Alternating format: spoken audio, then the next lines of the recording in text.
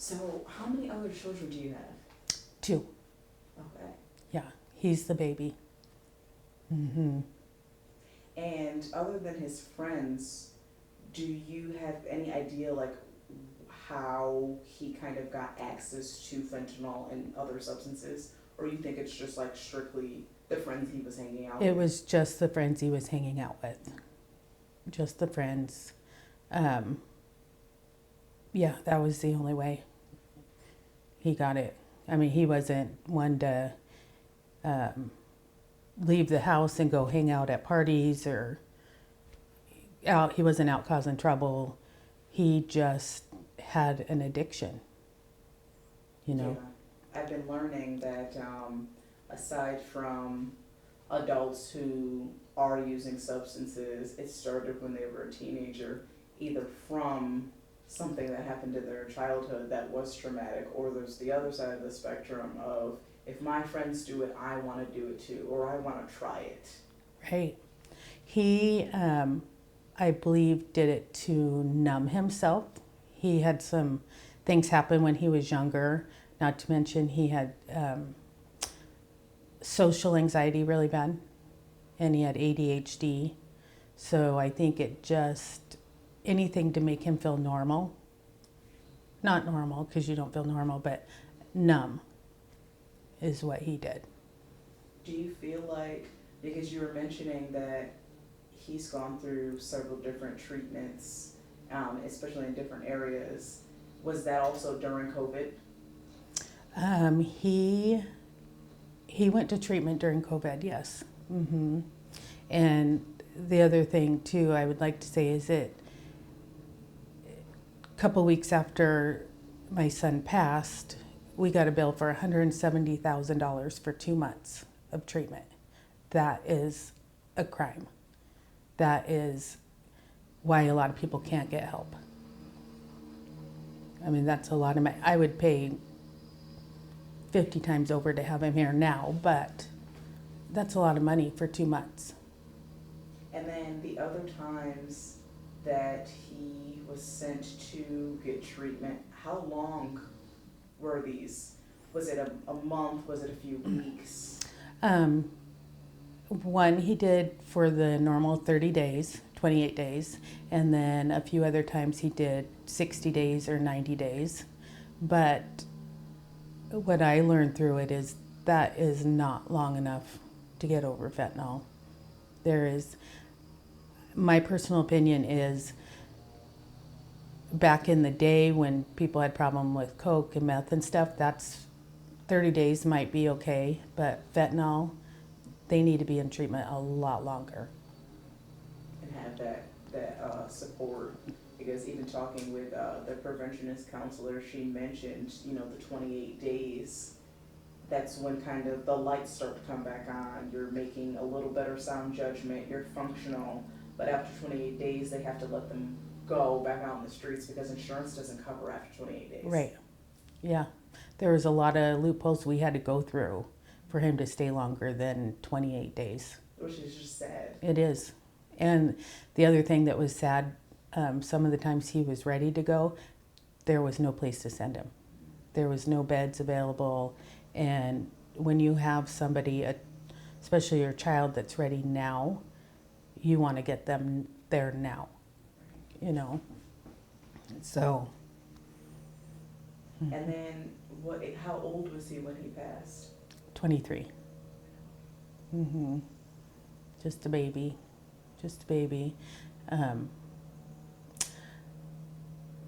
And we also know who gave him the poison, fentanyl. We have his name, we have him on camera, everything, and the prosecutor won't even call me back about it. Will not do anything at all. And we have all the proof for this person, which we know has harmed other people as well in Yakima. So it's sad. I mean, people aren't getting in trouble. Mm-hmm. Mm-hmm. I know, at least speaking with other families, the they have the same thing. They have proof, they have documentation, and the prosecutor is not willing to take the case. And I asked them, and I'm gonna ask you the same question, why do you think that is? I think it's not worth his time. I think if it was his child, he would definitely press charges. Something would be done. But he is just looking at some of these kids like as a whole, like maybe troublemakers, maybe, it's their fault living on the street or whatever. Fentanyl isn't prejudiced. And that's not everybody's story. So other than that, I have no idea why that's why we keep losing people. They're getting away with selling it. I think other families would agree with you. I had a few even say, my relative was murdered. Yeah. Without knowing, because it just takes one time. Yeah, just one time. Exactly. And that's what happened with my son. Like I said, he was only home 6 days from California. And and the other thing, going to treatment and then coming back to their same area, they think that they can do the same amount that they did before, and they have absolutely no tolerance for it. I even called the police department that night and asked them for help to come and get my son, because he wasn't going to make it through the night, because I knew that he had gotten some, and they said there is nothing we can do. They wouldn't show up. The only way we can show up is if he gets abusive with you guys. So if you're kind of comfortable enough, can you walk me through that night? What he was experiencing, what you were experiencing? Like you mentioned, you tried to call for help. Mm-hmm. We did. It was a great day. Like I said, he had barely gotten home and from treatment, and then he had a little disagreement with somebody in the family, and he left our house, and we knew once he left the house what could happen. We ended up getting some videotape of the car pulling up and giving the drugs to my son. And then he came home, and I thought I had taken it all from him, which obviously I didn't, but I thought I did. And then my husband stayed up almost all night just to make sure it was fine. We called the cops actually before that, the police, and said, we're afraid he's got some more. Just please come and pick him up. We rather have him you put him in jail than wake up to him not being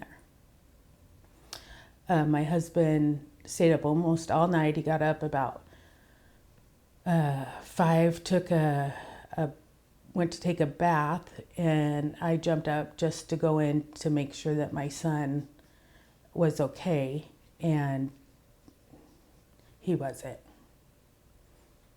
He wasn't okay. That was my biggest fear, always, was, yeah. I always told him, drugs not going to win this battle, your mom's going to win. And that didn't happen for him. But before that, do you know if he ever got to a point like this before? Like had overdosed before? Mm-hmm. I don't know, to be honest. I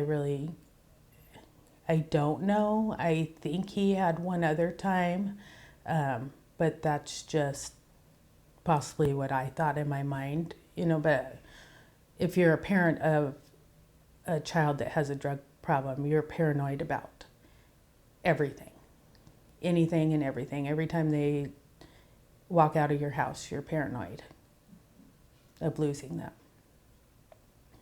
And then another question I had, how do you feel about Narcan?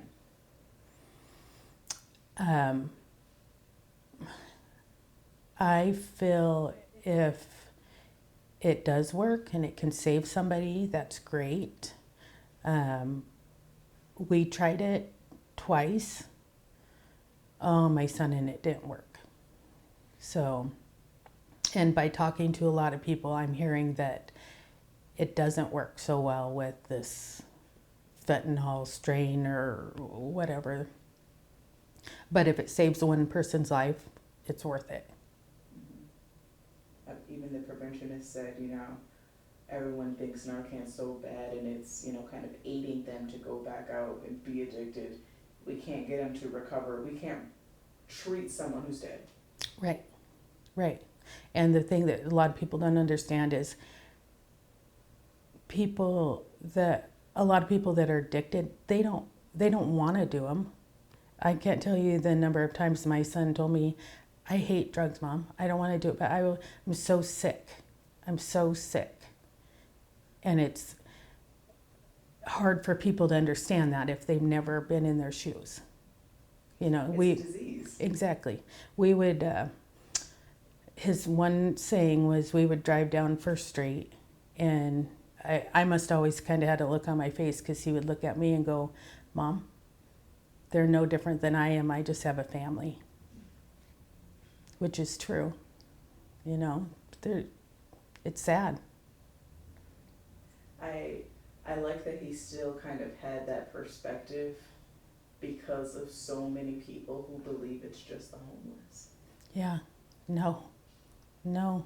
We know we probably have lost about 7 kids around his age in the past 3 years, and not one of them were homeless. They all had families, and no, it can happen to anybody. And to add on to, that night, I don't know if you passed in the night or in the morning or even in the afternoon, and you mentioned, you and your husband administered 2 doses of Narcan. Even after speaking with first responders, a lot of them are saying, 5 years ago it would have took 1 dose, and you're back up. Now it's taking 3 or more. Right. Yeah. And do you ever, and this might be an odd question, but do you ever think, if I had a third, would he have woken up? Oh, yeah. I think all that, all the time. All that. If I would have went to bed and slept in his bed that night, if he wouldn't have closed his bedroom door, if he didn't have a phone to use to call the person that brought it, just so many what ifs that I would do differently, for sure. And do you ever feel guilt?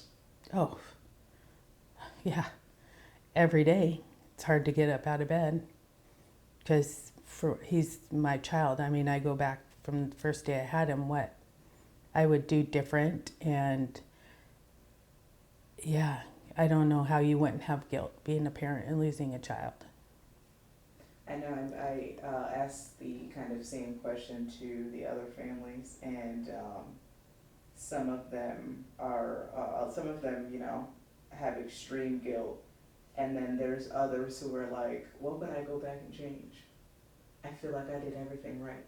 Right. But then there's just that one time, and it just, like you said, it's a disease. Mm-hmm. And speaking with preventionists, that's why I'm kind of glad I'm putting out the first video explaining fentanyl.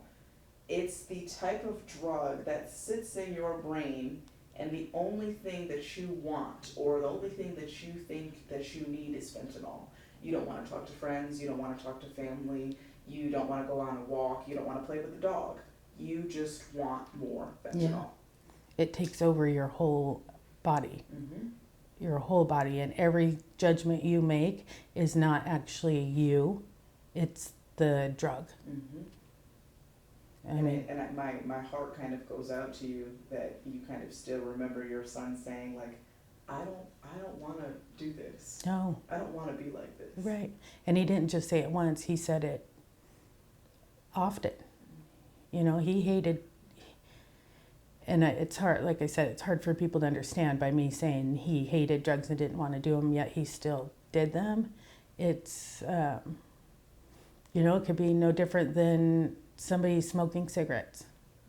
I don't want to smoke cigarettes, but then they go and reach for one. It's just, it's terrible. It's a habit. Yeah. We all have habits. Right. And I feel like that stigma needs to be broken when it comes to anything that we have in life. I have a strong addiction to Ben & Jerry's milk and cookies. It's Right. probably going to kill me one day and give me diabetes. But there's this stigma around fentanyl and using substances that you either have to be homeless or you just want to do it because you want to do it. Right. And to be 100% honest, that's how I thought. I was 100% like that. Like, that is a choice. I was terrible about judgment Which is normal. right, until I had it actually in my own family, and I watched how terrible, and it just takes over somebody's life, and it's terrible. Because you know that that's not the person you raised. Right. And that is the hardest thing as a parent, because I know I got a lot of advice, judgment, everything I was doing. I should do this, I should do that with him. And everything I did for him, in my mind, everything was, okay, this is it. This is it. Tomorrow he's going to wake up and be like, I'm done. Or I would never give up. You know, I did absolutely everything I could for him. I made as many phone calls as I could. Like I said, we took him all the way up Port Angeles, all the way down to Southern California for treatment. And it wasn't enough. It just had a handle on him. And if you don't mind me asking, when it came to treatment, how much did you come out of pocket, if any? To be honest with you, I don't know that I've actually really sat down and figured out how much out of pocket every time we spent, because that wasn't, it didn't matter to us because we were trying to save our son's life. You know, we would, like we said, we could have him back now. We would live on the streets. We'd mortgage our house or sell it and use all that money to get him better. And can you tell me how your husband and your other children, and you mentioned, you know, he always used to play with his nephew. Was his nephew old enough at the time that he kind of, what are your family's feelings towards your son passing? It is, I don't think they ever realized that could happen. Like, there was always a divide with him because my other two kids never understood it. They were like most people, it's a choice. You know, he's hurting my mom, making my mom stressed out and stuff. But now they have guilt. They have guilt. You know, it's affected all of us a lot. And then he has two older brothers, or a brother or sister? Older brother and older sister. Okay. And he's got 3 nephews, and he would have just had a new niece. Oh. And I kind of want to go on the track of law enforcement and the track of the prosecution, so I remember sending you some questions about law enforcement and were kind of emergency responders or law enforcement ever involved? Um, One time, a few years back, we were told the only way we would get him help is if we got him into the system. And so he got angry one time at our house, and so we called the police. That was the only time that he had ever done anything, and he got mad at my husband, so we called in thinking this is perfect time to call them, get him in the system. Hopefully they would be able to put him through drug court or something. That was the worst mistake we ever did. Nothing ever became of it. There was no help. They couldn't put him through drug court because he had no charges ever of drug use. That was not a good tough love thing for me, because now I deal with that, and I wish I would never have done that because there was just no help.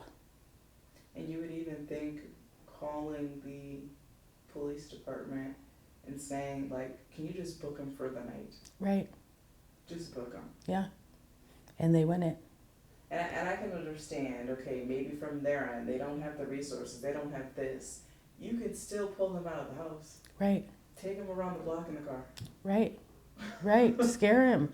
I mean, that's not a place I want my son is, jail, but I would have so rather them taking him to jail that night. And they just won't. Because of that incident, calling the police the one time and him having a probation officer, I'll never forget, he was in California treatment, and she told him he had to come back, leave treatment to go to court. Did not even care that he was in treatment. It's like, I mean, when she's the same age as him, she has never experienced anything neither. She sees them all the same. Right. Right. She's not thinking about him as an individual. She's not thinking about, oh, what cost is that going to have on insurance? What cost is that is going to have on his family? She's not thinking that. She's thinking, I have to pull him. He's going to court. Yeah. Which is another problem within law enforcement with probation officers. They're covering all of these people, but they see them all the same as criminals, as someone who this was their choice to do it. Right. Right. And they need to have more mental health facilities out there, because it's not always just the addiction. Because once people do these terrible drugs for so long, they all need mental health help. Because your brain's always developing. It's always, even up until your 60s, it's developing itself. A lot of people like to say, oh, it's just between, birth and the age of 13. It's constantly developing. Right. Because you're constantly experiencing so many different things in your lifetime. Yeah. Mm-hmm. Oh, goodness. I still can't wrap my head around the fact of law enforcement. Oh. Yeah. So what do you think needs to change in order to save more lives? Well, I think one of the most important things is we need to get somebody else in there besides Joe Busick that won't return phone calls to these parents that have dealt with this, that you have all the proof in the world to do something with these dealers. Even the one that came to give the stuff to my son, he's already been in jail for doing the same thing before, so he's already got a record for intent to deliver or whatever they do, and they still he's out there living his good old life, just every day waking up, and it's like, we got to do something. He's looking for his next victim. Exactly, which I know that he's had a victim or two after my son, and the police don't tie in. What they do is they write a report. I don't want to talk about the police, they got enough, but they write a report, but a lot of times they don't tie in, they don't look at the last person's report to actually tie them together. That this is a pattern. Right. exactly. And if you could speak directly to policymakers or community leaders like a commissioner, like a mayor, what would you say? Be like, we need more help. We know that there's a lot of money given to the states and programs and stuff, but they're not using it correctly at all. And I honestly think that there needs to be more training for people that work at rehabs. I mean, I get it, their jobs are hard, but I think once these drugs evolve, maybe they don't know how to deal with the fentanyl addiction like they did the meth or coke, because it's a different addiction. So I think there needs to be more training for sure. It's a lot more potent. Right. And I believe that it needs to be in schools. I don't think it would hurt to make it mandatory for kids to go through some kind of drug informational class. I mean, have parents like me speak, or have these kids go to the mission and work a day and actually see what can happen. Not just be told and see it in TV and stuff. No, see for real life what can happen. I know with speaking with the preventionist, she mentioned the reason why it kind of isn't taught in schools is because they're almost leaving it to the parent to constantly have those conversations. But then think about it, a parent can educate himself or herself all day and still not be as thorough as someone who's coming to coming to the school as a preventionist. I know all the stats. I know what you need to watch for. Those trusted individuals that children have. Right. Because it can't just be up to the parents. Right. Parents have lives. Like, yes, they're sending their kids off to school, but parents have lives. They're dealing with a lot more than just sitting their kid down for hours and hours on end every single year of their life to talk to them about drugs or substances. Well, and as addicting as this drug is, the more the merrier. I mean, the more people that can educate these kids, it's already in schools. You know, I mean, it's pretty sad when you're terrified to even take your little kids into a grocery store because you don't know if they're going to touch a shopping cart and have something on it. It's terrifying. Even because another thing I'm starting to learn, and not that it's a quote-unquote West Coast problem, but I'm from the East Coast. So when I got here, I wanted to kind of I was trying to figure out what investigative piece I wanted to do until roaming around, going to the grocery store, going to the gas station, I'm seeing these vending machines full of Narcan. And I'm like, okay, that's interesting. Why would they have vending? They don't have that on the East Coast. I'm like, right? That's what kind of made me want to do the series. It started with me seeing the amount of how accessible Narcan is.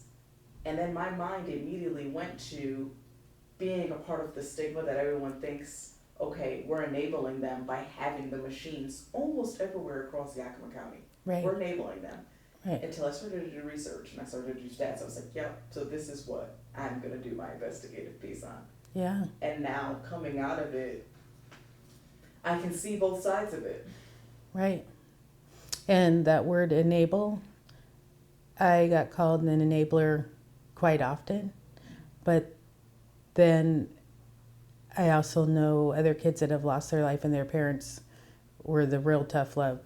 You're out, don't want, and it happened both ways. So what's right and what's wrong? You know, you have to do what you feel is right for your child. And it's even a mix. There are some families who allow their children, okay, yes, you can have a glass of wine or this, as long as it's in the house, as long as I can watch you, here and there. And their kids grow to be fine. Then there are others who, okay, strict, you're never going to have it until you're 21. Yeah. It can happen on both ends. Right. And then they become severe alcoholics. Mm-hmm. You just never know.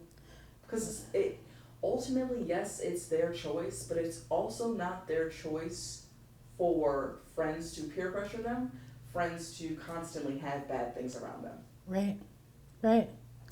Well, like I said, I have 3 children, and just one had the problem, the addiction, and they were all raised the same way. It might also tie into, as you were mentioning, kind of that experience that he had in his childhood. Yeah. That maybe his siblings didn't have. Right. There's so many possibilities. Exactly.